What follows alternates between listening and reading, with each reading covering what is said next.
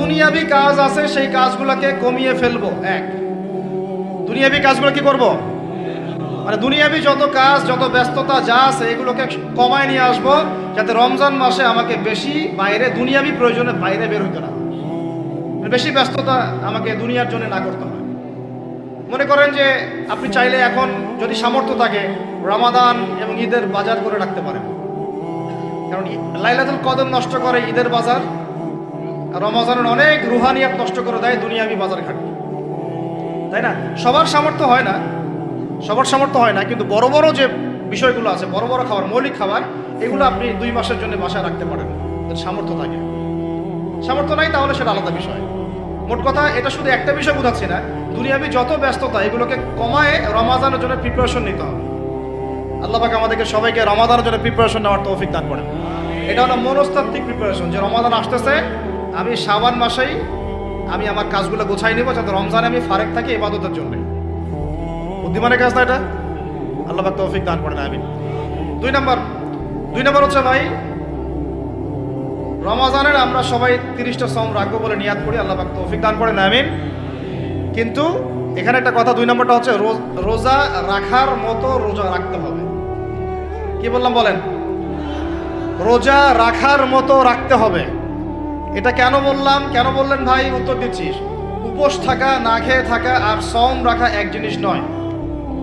পানি ছেড়ে দেওয়া, খাবার ছেড়ে দেওয়া আর ইসলামী সওম এক জিনিস নয়। অনেক ধর্মের মানুষ খাবার পানি ছেড়ে দিয়ে থাকে, উপাস থাকে না? হাদিসের মধ্যে নবীজি বলেছেন যে ব্যক্তি রোজা রেখে অন্যায় কাজ ছাড়তে পারলো না, মানে আল্লাহর মাসিয়াত ছাড়তে পারলো না, এই যে কাবায়ের ফাওয়াহিশ এগুলো ছাড়তে পারলো না, অশ্লীলতা ছাড়তে পারলো না, মিথ্যা ছাড়তে পারলো না, বেহায়াপনা ছাড়তে পারলো না, তার না খেয়ে থাকায়, পানি না পান করায় আল্লাহর কিচ্ছু যায় আসে না। তার রোজার বিষয় বুঝলাম। রোজা কাকে বলে ভাই? মানে রোজা মানে হচ্ছে আমি আল্লাহ পাকের সমস্ত নিষেধ ছেড়ে দিব। কি করব? আল্লাহর সমস্ত নিষেধ। রোজা থেকেছি, পানি খাচ্ছি না, খাবার খাচ্ছি না, কার ভয়ে? গোসল করার সময় এক ঢোক পানি খেলে কে দেখবে? এই চেতনা তখন কাজ করে, তখন কাজ করে না? চুপ করে 1 লোকমা ভাত খেলে কে দেখবে? কেউ দেখবে? আল্লাহ ছাড়া কেউ দেখবে? কেউ দেখবে না। তারপর আপনি খান না কেন? আপনি খান না কেন? কারণ আপনি অনুভব করেন যে আল্লাহ পাক আমাকে দেখছেন। এটাই হলো ইহসান। এটার নাম কি? ইহসান। এটাই বলা হচ্ছে হাদিসে জিবরিলের মধ্যে, আনতা আবুদুল্লাহ কাআন্নাকা তারাহ, তুমি এমন ভাবে আল্লাহর ইবাদত করো যেন তুমি আল্লাহকে দেখতে পাচ্ছ। ওয়া ইল্লাম তাকুন তারাহু, তুমি যদি আল্লাহকে দেখতে না পারো, জেনে রাখো ফাইন্নাহু ইয়ারাক, আল্লাহ পাক তোমাকে দেখছেন। এটাকে বলে আল্লাহ কনসিয়াসনেস বা ইহসান বা তাকওয়া। আর তাকওয়া হাহুনা, তাকওয়া কোথায়? এখানে। আপনি সওমের আয়াতটা পড়েন, কুতিবা আলাইকুমুস সিয়াম কামা কুতিবা আলাল লাযিনা মিন ক্বাবলিকুম লাআল্লাকুম কি তাত্তাকুন, তোমাদের উপর সওমকে ফরজ করা হয়েছে ঠিক যেমন করে আগের উম্মতদের উপরেও করা হয়েছিল। উদ্দেশ্য হচ্ছে লাআল্লাকুম তাত্তাকুন, যাতে করে তোমরা তাকওয়া অবলম্বন করতে পারো। তাকওয়া মানে আল্লাহ কনসিয়াসনেস, এই যে আমি খাচ্ছি না, পান করতেছি না, আমি বিশ্বাস করি আল্লাহ আমাকে দেখতেছেন, এই তো। সেই বান্দা কেমন করে রমজান চলে গেলেই বেনামাজি থাকতে পারে? রমজান চলে গেলে কি আল্লাহ তাকে আর দেখে না? সেই বান্দা কিভাবে সুদ খায়, তখন কি আল্লাহ তাকে দেখে না? সেই বান্দা, একই বান্দা কিভাবে জেনা করতে পারে? মেয়েকে নিয়ে কেমন করে বাইকে ঘুরতে পারে? কেমন করে গায়রা মাহরামের সাথে আমরা করতে পারি, ফ্রি মিক্সিং করতে পারি? কেমন করে সে সমকামিতার দিকে ধাবিত হতে পারে? কেমন করে সে জুয়া খেলতে পারে? কেমন করে সে মাদক খাইতে পারে? কেমন করে সে আল্লাহ দ্রোহী আইন বাস্তবায়ন করতে পারে? যদি সে এই চেতনা থাকে যে আল্লাহ আমাকে দেখছেন। এই চেতনাটাকে বদ্ধমূল করার জন্যই রমাজান আসে। বলেন সুবহানাল্লাহ। আমি বুঝাতে পারলাম রোজা রাখার উদ্দেশ্যটা কি? ওই জিনিসটাকেই আমাদের ভিতরে ইনস্টল করাই হলো উদ্দেশ্য। লাআল্লাকুম, সেটা বলেন, লাআল্লাকুম তাত্তাকুন। তাকওয়া কি কিনতে পাওয়া যায় বাজারে? এই যে আল্লাহ পাক আমাকে দেখছেন, আমি খাবো না, আল্লাহ আমাকে দেখছেন, আমি পান করতে পারবো না, আমার রেস্ট্রিকশন আছে, পিপাসায় গলা ফেটে যাচ্ছে একেবারে রোদের মধ্যে, তাও খাচ্ছি না কেন? কার ভয়ে? ওইটাই জীবনের সব ক্ষেত্রে বাস্তবায়ন করার জন্যই রমজান আসে। বুঝাতে পারি নাই মনে হয়? ওই চেতনাটাই, একই চেতনাটাই জীবনের সবগুলো কাজে বাস্তবায়ন করার জন্য কি আসে? রমাদানের সওম আসে। আমরা শুধু রোজার ফজিলত নিয়ে বয়ান করি, রোজা রাখলে 70 গুণ নেকি হবে না, 70 গুণ হবে, 700 গুণ বাড়াই দিবে। মূল কথা ফজিলত তো ফজিলত পাবোই, মূল কথা এইটা, তাকেও অবলম্বন করতে হবে। আল্লাহ পাক আমাদেরকে তৌফিক দান করেন। কয়টা বলছি বলেন ভাই? দুইটা মনে থাকবে। এক, দুনিয়াবি কাজ কমায় ফেলা। দুই, কি রোজা রাখার মতো রাখা। তিন নাম্বার হচ্ছে, এটা আমার নিজস্ব একটা পরামর্শ আর কি। 3 নাম্বার হচ্ছে রোজা রাখার জন্য আমাদের সাহারি করতে হয়, ইফতার করতে হয়। এই তো আল্লাহর ওয়াস্তে সাহারি এবং ইফতারে মুসলমানের মতো খাবার খাবেন, জানোয়ারের মতো খাবার খাবেন। সাহারি এবং ইফতার এই দুটোতে কি খাবেন? মুসলমানের, মুমিনের মতো খাবার খাবেন, জানোয়ারের মতো খাবার খাবেন। আল্লাহ পাক বোঝার তৌফিক দান করেন। মানে আমরা কিন্তু সাহারিতে কি করি জানেন? 7 পেট খাই। কয় পেট? নবীজি বলেছেন খাবে পেটের 1 ভাগ খাবার, 1 ভাগ পানি, 1 ভাগ, আবার বলি 1 ভাগ খাবার, 1 ভাগ পানি, 1 ভাগ। কার পেট খালি আছে এখন খাওয়ার সময় খাওয়ার টেবিলে? আমাদের ওস্তাদরা বলেন যে মুসলিম উম্মাহ, আমাদের ওস্তাদরা বলেন যে মুসলিম উম্মাহ খাবার টেবিলে হেরে গেছে, সে কখনো জিহাদের মাঠে জিততে পারবে না। বুঝতে পারেন নাই? বুঝতে পারলাম না মনে হয়। যারা খাওয়ারের টেবিলেই হেরে গেছে, এখানেই তো আপনি সুন্নাহ মাফিক খাইতে পারতেছেন না, প্রবৃত্তির কাছে হেরে গেলেন, গপ গপ গপ গপ করে খাচ্ছি 7 পেট ভর্তি করে। এখানে তো খাবারের সামনেই হেরে গেলাম, প্রবৃত্তির সামনে। সে আবার কাফেরদের সাথে জিতবে কেমনে? জিতবে আগে নিজের প্রবৃত্তির উপর জিহাদে তো জিততে হবে। আমার মন চাচ্ছে যে না করি, করবো না, এটার নাম জিহাদ, এটাও জিহাদ। মন চাচ্ছে সুদ খাই একটু, খাবো না, এটার নাম কি? জিহাদ। মন চাচ্ছে নামাজ না পড়ি, ঘুমায় থাকি, মন চাচ্ছে না, মন বলতেছে ঘুমাই ঘুমাই ঘুমাই, কিন্তু নামাজ পড়তে হবে। এই উঠলাম, ওযু করলাম, গেলাম, এর নাম কি? এটাও এক প্রকার কি, বরং নফসের সাথে জিহাদটা অনেক বড় জিহাদ বলা হয়েছে, বলা হয় নাই? এটা মানুষকে শক্ত করবে। একটা মেয়ে সেটা প্রেম করতে মন চায়, করবো না, ওকে দেখবো না, যাবো না কাছে, এটা শক্ত থাকার নাম কি? এটা মনের নফসের সাথে কি, বুঝেন? আল্লাহ পাক আমাদেরকে নফস শক্ত করার তৌফিক দান করেন। তো ভাই, খাবার ইফতারেও এভাবে 7 পেট খাবেন না, সারিতেও খাবো না, কথা করি তো ইনশাল্লাহ। শোনেন, পরিমিত খাবেন, পুষ্টিকর খাবার খাবেন। পরিমিত খাবেন কিন্তু পুষ্টিকর খাবার খাবেন, তাহলে যথেষ্ট হবে ইনশাল্লাহ। আর এখনকার যে খাবার, এতে বেশিরভাগই ভেজাল। যত বেশি খাবো তত দ্রুত অসুস্থ হবো। এই যে আমাদের ফিটনেস দিন দিন খারাপ হয়ে যাচ্ছে। আমি নিজের কথা বলতেছি, শোনেন, এটা বলি না, এগুলো জাহিলি যুগের কথাবার্তা। আমার কাছে ওটা জাহিলি যুগ।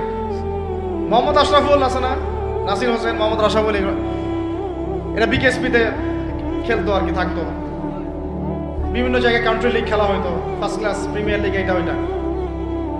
প্রথম যে কাজটা করায় সেটা হলো, ক্রিকেটের কথা বলতেছি আর কি, প্রথম যে কাজটা করায় যে মিনিমাম একটা মাঠকে 6টা থেকে 7টা রাউন্ড দিতে হবে। কয়টা রাউন্ড? 5 থেকে 6টা রাউন্ড দিতে হবে। 5 থেকে 6টা রাউন্ডে আমাদের কাছে কোনো বিষয় ছিল না। 6টা আমরা মনে করতো কে কত বাড়াইতে পারে, কে 7টা, কে 8টা, কে 9টা, কে 10টা। এখন তো 2টা দিলেই জিব্বা বের হয়ে যাইতেছে। কথা বুঝতে পারতেছেন না? ওয়েট তোলা কোনো বিষয় না। মনে করো ওয়েট তোলা, দুই একটা ছেলেকে তুলে ফেলা যাবে, কষ্ট হবে একটু আর কি। এখন একটা দেখা যায় যে ওয়াইফকেও তোলা যায় না, মনে করে, কথা এরকম আর কি। তো এই যে আমরা দিন দিন যে দুর্বল হয়ে যাচ্ছি, বুঝতে পারতেছেন না আপনারা? এটা দিন দিন যে আমরা আগের জেনারেশনের মতো শক্ত না। আমাদের দাদারা, তার দাদারা যেরকম স্ট্রং ছিলেন, আমাদের ইয়াংরাও কিন্তু অত স্ট্রং না। একটা ইয়াং ছেলেকে আপনি এখন 50 বছরের একজন মুরব্বীর সাথে পাঞ্জা লাগায় দেন, পারবে না, ওই চাচাই জিতবে। এটার কারণ হচ্ছে ভেজাল খাবার, ভেজাল পরিবেশ, ভেজাল সবকিছু। আমরা যা খাচ্ছি বেশিরভাগই বিষ। আর আল্লাহর কসম, এগুলো মনিটর করার দায়িত্ব সরকারের, এগুলো মনিটর করার দায়িত্ব প্রশাসনের। এদেরকে মোবাইল কোর্টের আওতায় নিয়ে এসে একদম 1 বছরের জন্য ঢুকাইতে ভিতরে। আইনের সঠিক প্রয়োগ হলে এমনি সিধা হয়ে যাবে। বাঙালিদেরকে শুধু মিষ্টি মিষ্টি কথা বলে কাজ হবে না, মাঝে মাঝে কঠিন শাসন লাগে। বড় বড় কান্ট্রিগুলো আপনারা দেখে আসেন, মনে করেন রাস্তায় ড্রাইভিংয়ের সীমা দেওয়া আছে 100 কিলো, ওরা যদি 110, 120 চালায়, কেউ কিচ্ছু বলবে না, কোনো ট্রাফিক পুলিশও নাই। মোবাইলে একটা মেসেজ চলে আসবে যে তোমার এই 1500 রিয়াল, 2000 রিয়াল জরিমানা করা হয়েছে। দিবানা ড্রাইভিং লাইসেন্স বাতিল। ওটা বাতিল তো হবেই, 6 মাসের জন্য জেল খাটবা, বাপ করে টাকা দিয়ে আসবে। টাকা না দিলেও আর ভয়ে চালাবে না, বাবারে বাবা একবার 1500 রিয়াল খাইছি আবার খাওয়া যাবে। আইন শুধু থাকলে হয় না, আইনের একদম কঠোর বাস্তবায়ন থাকতে হবে। এই জিনিসটা যদি থাকে দেখবেন সমাজ ঠিক হয়ে গেছে ইনশাআল্লাহ। আল্লাহ পাক আমাদের সবাইকে কথাটা মন থেকে বোঝার তৌফিক দান করুন। আমরা কি কারো শত্রু? আমরা সবার শুভাকাঙ্ক্ষী। যদি এই জিনিসটা শক্তভাবে বাস্তবায়ন করা যায় দেখবেন খাবারের ভেজাল এমনি বন্ধ হয়ে গেছে। মানুষকে মেরে ফেলতেছে খাবার দিয়ে, আর 3 দিনের বাসি তেল দিয়ে রান্না করছে, বললো একদম টাটকা রান্না খেয়ে ফেলে। এই যে কোলেস্টেরল বেড়ে গেল, ক্যান্সার হচ্ছে। গরু ইঞ্জেকশন দিয়ে ফুলায় ফাবায় মোটা তাজা করে ফেলায়, করে নাই? কি অবস্থা মানুষের বুদ্ধি! চালের মধ্যে এটা মিশাচ্ছে, ডালের মধ্যে ওইটা মিশাচ্ছে, পানির মধ্যে কি মিশাই দিচ্ছে, ড্রেনের পানি বলতেছে মিনারেল ওয়াটার। হ্যাঁ, ডাব খাবেন, ডাবের পানি আগে ইঞ্জেকশন দিয়ে বের করে ফেলাইছে, আগে খাই ফেলছে, অল্প একটু বাকি আছে, ওটার দাম ঢাকাচ্ছে 150 টাকা।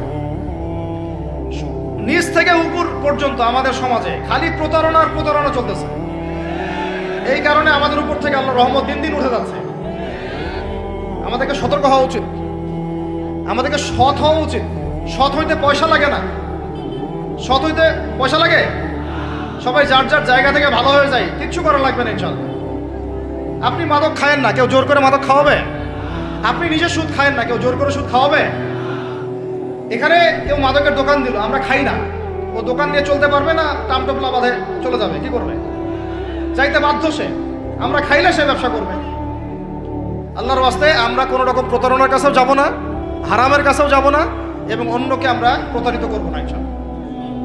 বাজার মার্কেটে একটা অনেক জটিল বিষয়। রমজান মাস আসলেই দেখবেন দাম বাড়া শুরু হয়েছে। এখনই অসাধু ব্যবসায়ী যারা, ওরা রিস্টোর করে ফেলাইছে, ওরা আবার সিন্ডিকেট করে ফেলবে যে এই দামের বাইরে যাবে না। তখন আবার দেখবেন যে সরকার বিপাকে পড়ে গেছে, দাম আর কন্ট্রোল করতে পারতেছে না, তখন ভর্তুকি দেওয়া লাগতেছে, আবার ওদেরকে আইনে আনা লাগতেছে। মানে আমরা নিজেরাই ঠিক নাই। কারা ঠিক নাই? আমরা নিজেরাই ঠিক নাই। এই কারণেই তো আমরা আমাদের সমাজের উপর থেকে আল্লাহ পাকের রহমত বরকতটা উঠে যাচ্ছে দিন দিন। আপনি দেখে নিয়েন যে পণ্যের দাম এখন 200 টাকা, রমজান মাস আসলে দেখবেন 250 টাকা 300 টাকা বাড়াই দিচ্ছে।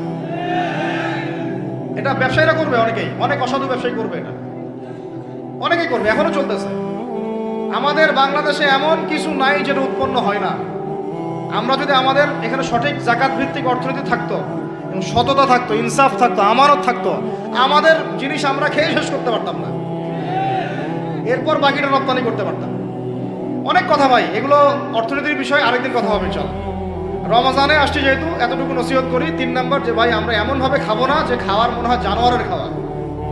ঠিক আছে ভাই, পুষ্টিকর খাবার খাবো, কিন্তু পরিমাণে কম। কম বলতে কি একবারে কম না, আপনার প্রয়োজন অনুযায়ী 3 ভাগ করে, 1 ভাগ খাবার, 1 ভাগ পানি, 1 ভাগ ফাঁকা, সুন্নাহ অনুযায়ী। আল্লাহ পাক তৌফিক দান করেন, আমিন। 4 নাম্বার হচ্ছে রমাদান মাস মানেই কোরআন। রমাদান মাস মানে কি?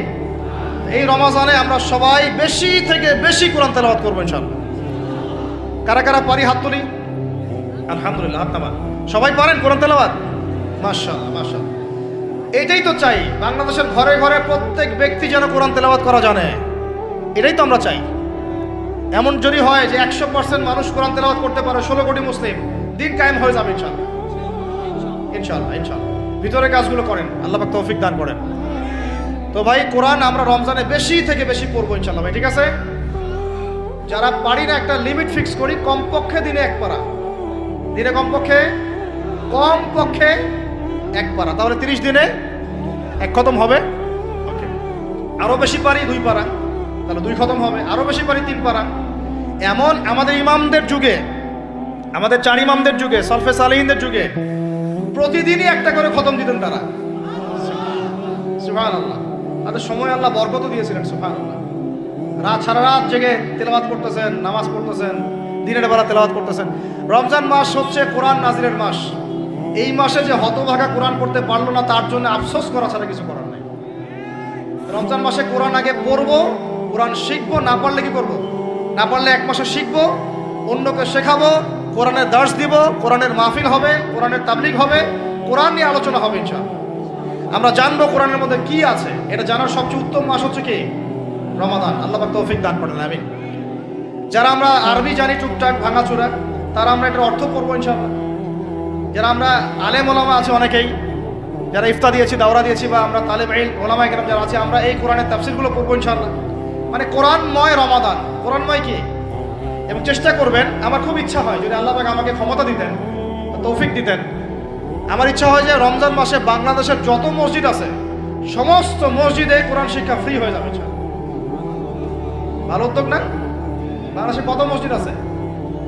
হাজার না লাখ? লাখ না কোটি? হয়তো কোটি কোটি মসজিদ থাকতে পারে।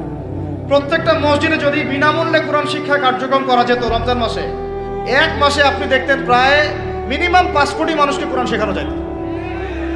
তাও হাতে কলমে, তাও কি হাতে কলমে। বই দেওয়া হতো ফ্রি, আর ওই যারা টিচার ক্লাস নেবে ওদেরকে বেতন দিব, ভাতা দিব সরকার থেকে। দেওয়া যায় না? দেওয়া যায় না? আচ্ছা, যদি গভর্নমেন্ট নাও দেয়, আপনারা জাকাত থেকে দিতে পারেন, সদকা থেকে দিতে পারেন, পারেন না? নিজেদের পকেট থেকে দিতে পারেন, নিজের ব্যবসা থেকে দিতে পারেন, এলাকা ভিত্তিক দিতে পারেন। কত উৎস আছে না? যদি এভাবে প্রত্যেকটা মসজিদ থেকে কোরআন শিক্ষা কার্যক্রম চালু করা হয় রমজান মাসে, আমরা দোয়া করি আল্লাহ পাক যেন এই কথাটা পৌঁছে দেন উপরের লেভেলে। তারা উদ্যোগ নেয়, জানি না উদ্যোগ নেবে কিনা, আমাদের দায়িত্ব পৌঁছে দিলাম। তো অ্যাটলিস্ট যদি সবগুলো মসজিদে নাও হয়, প্রত্যেকটা এলাকায় যদি একটা করে মসজিদও হয়, তবুও দেখবেন কয়েক কোটি মানুষকে কোরআন শেখানো যাবে ইনশাআল্লাহ। কোরআন ছাড়া এই জাতিকে আপনি ফিরাতে পারবেন না। কোরআন ছাড়া এই যুবকদেরকে মাদক থেকে ফেরানো যাবে না। কোরআন ছাড়া এই যুবকদেরকে জেনা থেকে ফেরানো যাবে না। এই টিকটক প্রজন্ম হয়ে এরা নষ্ট হয়ে গেছে, শেষ হয়ে গেছে। বাংলাদেশে আশঙ্কাজনক হারে এখন সমকামিতা বাড়তেছে। আশঙ্কাজনক হারে এখন জেনা, ব্যভিচার, পরকী এগুলো বেড়ে গেছে। মাদক দ্রব্যের কি ছয়লাভ, এই যে গুন্ডামি, মাস্তানি, ছিনতাই কারা করতেছে? যারা ইয়াং ছেলে পেলে এরা করতেছে। এদেরকে ফিরাইতে হইলে কোরআন ছাড়া কোনো গতি নাই। আইয়ামে জাহেলিয়াতের সেই মানুষগুলো কোরআনের আলোয় শ্রেষ্ঠ মানুষে পরিণত হয়েছে। কথা বুঝতে পারেন নাই? আইয়ামে জাহেলিয়াতের সেই মানুষগুলা যারা একসময় নিজের মেয়েকে দাফন করেছিল জীবন্ত। ইন্না লিল্লাহি ওয়া ইন্না ইলাইহি রাজিউন। চিন্তা করা যায়? আপনি আপনার মেয়েকে দাফন করতে পারবেন জীবন্ত? পারবেন? বলেন। এরকম মানুষ যারা এই কাজ করেছিল, তারা কোরআনের সংস্পর্শে এসে সোনার মানুষে পরিণত হয়েছে। এই কিতাব আল্লাহ পাক নাজিল করেছেন ওই ঘরের উপরে উঠিয়ে রাখার জন্য না, মাঝে মাঝে বের করবো, ধুলা মুছবো, চুবু খাবো রেখে দিব, এই জন্য না। বাবা মারা গেছে, খুললাম, পড়লাম, সব বক্সায় দিলাম, এই জন্য না। শুধু এই কিতাব আল্লাহ পাক নাজিল করেছেন যারা আমরা হৃদয়ে ধারণ করি। কোথায় ধারণ করি? তো হৃদয়ে ধারণ করবো তো তখনই যখন আমি বেশি তেলাওয়াত করবো, বেশি বেশি পড়বো, সবাইকে পড়াবো, শেখাবো। আল্লাহ পাক আমাদের সবাইকে কোরআনের বিপ্লব ঘটানোর তৌফিক দান করেন, আমিন। তো প্রিয় ভাইরা, 4 নম্বর কাজ, কোরআন শিখবো, পড়বো, শেখাবো, দর্শ দিব। কোরআনের একদম বিপ্লব। রমজান মাসে ইনশাআল্লাহ কোরআনময় রমাদান হবে। রমজান মাসে অন্য কোনো বইও পড়ার দরকার নেই প্রয়োজনে। কোরআন পড়েন, হাদিস পড়েন, আর কোরআন পড়েন। কোরআন এবং হাদিস, অন্য কোনো বই, বিষয়ভিত্তিক বই পড়ার দরকার নেই। আর অ্যাটলিস্ট 1 মাস আপনি না পড়েন। এরপরে আসি 5 নাম্বার। একটু বড় হয়ে যাচ্ছে যদিও, আমি সংক্ষিপ্ত করে বোঝাচ্ছি, শোনেন। 5 নাম্বার হচ্ছে রমাদান মাসে, একটু ধৈর্য ধরেন। রমাদান মাসে আমরা ফরজ ইবাদতগুলোকে সর্বোচ্চ গুরুত্ব দিব ইনশাআল্লাহ। যেমন সবার আগে কি? সালাত। এই একটাই বল, সালাত। সালাত নাই, ইসলাম নাই। সালাত নাই, সে ব্যক্তি মুসলিম না। সোজা কথা শোনেন, সালাত অস্বীকার করে সে ব্যক্তি মুসলিম না। নবীজি বলছেন, মান তারাকা সালাতান মুতাআম্মিদান ফাকাদ কাফারা। কেউ যদি ইচ্ছা করে সালাতকে অস্বীকার করে, ছেড়ে দেয়, সে ব্যক্তি কি হয়? কাফারা, কুফরি করে। সালাত না পড়ার কারণে ইমামগণ বলেছেন তাকে মুসলমানদের কবরস্থানে দাফনও করবা না। কোন ইমাম বলেছেন তাকে জানাজাও দিবা না। কোন ইমাম বলেছেন তাকে জেলখানায় বন্দী করে রাখবা। কোন ইমাম বলেছেন তাকে মৃত্যুদণ্ডের শাস্তি দিবা। আমি এমনি বলতেছি না, ইমামদের কওলগুলো পড়ে দেখেন। নামাজ না পড়াটা যেমন তেমন পাপ না তো, ইচ্ছা হইলে পড়লাম, ইচ্ছা হইলে পড়লাম না, এমন না। যারা নামাজি তারাও যদি নামাজে সচেতন না হয়, তাদের জন্যও শাস্তি আছে। নাউযুবিল্লাহ। ফাওয়াইলুল লিল মুসাল্লিন আল্লাযীনা হুম আন সালাতিহিম সাহুন আল্লাযীনা হুম ইউরাউনা ওয়া ইয়ামনাউনাল মাউন। এখানে বলা হচ্ছে মুসল্লিদের জন্য দুর্ভোগ, যে মুসল্লিরা নামাজ সম্পর্কে গাফেল, উদাসীন। আবার যারা মানুষকে দেখানোর জন্য নামাজ পড়ে এবং এই যে ছোটোখাটো সাহায্য করতে অস্বীকৃতি জানায়। সূরা মাউন পড়েন, তাহলে মুসল্লিদের জন্য গাফেলতির যদি শাস্তি হয়, তাহলে যারা পড়ে না ওদের কি হবে বলেন? ওই যে ওই সূরাটা কি জানি নাম, মুজাম্মিল না মুদ্দাসসির, হাফিজে কোরআন কে আছে, মা মা সালাকাকুম মিন সাকার, তাই না? সূরা মুজাম্মিল না মুদ্দাসসির, মা সালাকাকুম ফি সাকার, মা সালাকাকুম ফি সাকার। জাহান্নামে যখন ঢুকানো হবে, এই ফেরেশতারা জিজ্ঞাসা করবে, কিসে তোমাদেরকে জাহান্নামে নিয়ে আসলো, কি পাপ করছিলা? তারা বলবে, তখন তারা বলবে ক্বালু, তারা বলবে, ওই জাহান্নামীরা বলবে লাম নাকু মিনাল মুসাল্লিন। কি বলবে তারা? লাম নাকু মিনাল মুসাল্লিন, আমরা মুসল্লি ছিলাম না, আমরা নামাজ পড়তাম না। তাহলে বেনামাজির পরিণতি কি বলেন? জাহান্নাম। ওয়ালাম নাকু নুতঈমুল মিসকিন, আর আমরা মিসকিনদেরকে খাবার দিতাম না। সুবহানাল্লাহ। আল্লাহ পাক আমাদেরকে সালাত আদায় করার তৌফিক দান করেন। রমাদান মাসে শক্ত করে নামাজ ধরবেন ইনশাআল্লাহ, আল্লাহ পাক তৌফিক দান করেন। 5 ওয়াক্ত নামাজ চেষ্টা করব জামাতে পড়ার জন্য। যদি জামাত ছুটেও যায়, তাও পরে জামাত পড়ে নেবেন। সেটাও না পড়েন, অ্যাটলিস্ট বাসায় পড়বেন। রাজি আছেন? এই যুবকরা, কি হলো? বসো বসো, অল্প সময় বসেন। আরে আপনাদের চেয়ে আমার তারা বেশি। আমি 4 ঘন্টা সফর করে আসছি, আবার 4 ঘন্টা সফর করতে হবে আমাকে। আপনারা তো এখান থেকে বাসায় চলে যাবেন 4টার বাসায়। এত ব্যস্ত কেন? বসেন। এখন কথা হচ্ছে যে নামাজের সাথে আরো অনেক ফরজ আছে না? যেমন পর্দা কি ফরজ না ফরজ না? যাকাত ফরজ না ফরজ না? তারপরে আল্লাহ পাকের আনুগত্য করা, এটা ফরজ না ফরজ না? রাসূলের আনুগত্য, তাওহীদ ফরজ না সুন্নত? এই জিনিসগুলো, ফরজগুলোকে শক্ত করে ধরবো ইনশাআল্লাহ। রাজি আছেন? 4 নাম্বার হচ্ছে রমজান, এটা কি 5 নাম্বার না? 5 নাম্বার, রমজান মাসে ফরজ ইবাদতগুলোতে সর্বোচ্চ গুরুত্ব দিব ইনশাআল্লাহ। রাজি? 6 নাম্বার হচ্ছে, এটা কত 6 বলছে 5, 6 নাম্বার হচ্ছে ফরজের পাশাপাশি সুন্নত এবং নফলের পাবন্দি। ফরজের পাশাপাশি সুন্নত এবং নফলের পাবন্দি মানে দেখেন, ফরজ নামাজের আগে পিছে অনেক নামাজ আছে না সুন্নত? দৈনিক 12 রাকাত সুন্নত যে ব্যক্তি পড়বে, তার জন্য জান্নাতে ঘর নির্মাণ করা হবে। কোন 12 রাকাত? ফজরের আগে 2, ফজরের আগে, জোহরের আগে 4, তারপরে 2, তারপরে মাগরিবের পরে, এশার পরে, মোট কত হলো? 12। এই 12 রাকাত নামাজ যে ব্যক্তি দৈনিক পড়বে, তার জন্য জান্নাতে ঘর নির্মাণ করা হবে। তো রমজান ছাড়া এগুলো ধরার উত্তম কোনো সময় আছে? অনেক সময় মিস হয়ে যায়, রমজানে যেন ধরি আমরা, আল্লাহ পাক তৌফিক দান করেন। এর পাশাপাশি দেখেন, দৈনন্দিন অনেক সুন্নতের আমল আছে না? বিভিন্ন কাজের দোয়া, মাসনুন দোয়া, জিকির আজকার, এগুলো আছে না? এই প্রত্যেকটা কাজকে শক্ত করে আঁকড়ে ধরবো ইনশাআল্লাহ, আল্লাহ পাক তৌফিক দান করেন। আমিন। যে কাজটা করবেন তার আগে জেনে নেবেন ওই কাজটা কিভাবে করলে সুন্নত হবে। সকালে উঠে এক দৌড় দিয়ে বাথরুমে যাবেন না। উঠে আগে বসবেন, চোখ ঘষবেন, মুখ থেকে ঘুমের ভাব দূর করবেন, তারপরে বলবেন আলহামদুলিল্লাহ আল্লাযী আহইয়ানা বা'দা মা আমাতানা ওয়া ইলাইহিন নুশুর। তারপরে আপনি যাবেন আস্তে আস্তে বাথরুমে। বাম পা দিয়ে ঢুকলেন, ইস্তেঞ্জা করলেন, ডান পা দিয়ে বের হবেন। ঢোকার সময় দোয়া আছে, আল্লাহুম্মা ইন্নী আউযু বিকা মিনাল খুবসি ওয়াল খাবাইস। বের হওয়ার সময় আলহামদুলিল্লাহ আল্লাযী আযহাবা আনিল আযান ওয়া আফানি গুফরানাকা, দোয়া আছে। এগুলো সুন্নাহ মোতাবেক কাজ করবেন। বুঝাতে পারতেছি? কাপড় পরবেন, যে কোনো কাপড় পরবেন না। যে কাপড় যে সুন্নত নবী পরতেন সেই সুন্নত পরবেন। চেহারা নবীর মতো হতে হবে। ক্লিন শেপ চেহারা চলবে না, ক্লিন শেপ চেহারা চলবে না। অনেকে মনে করেন যে এটা তো ফরজ কিছু না, এত তাচ্ছিল্য করেন কেন? এটাকে শেভ করা মানে হলো নবীর সুন্নতকে জবাই করা। বুঝাতে পারি নাই? এক মুষ্টি রেখে কাটেন, সেটা আলাদা ইস্যু, আলাদা মাসআলা। কিন্তু পুরুষের চেহারায় দাড়ি থাকতেই হবে, মাস্ট বি। পোশাক আশাক থাকতেই হবে নবীর মতো। আমরা আমাদের সংস্কৃতি নিয়ে গর্বিত না? গর্বিত না?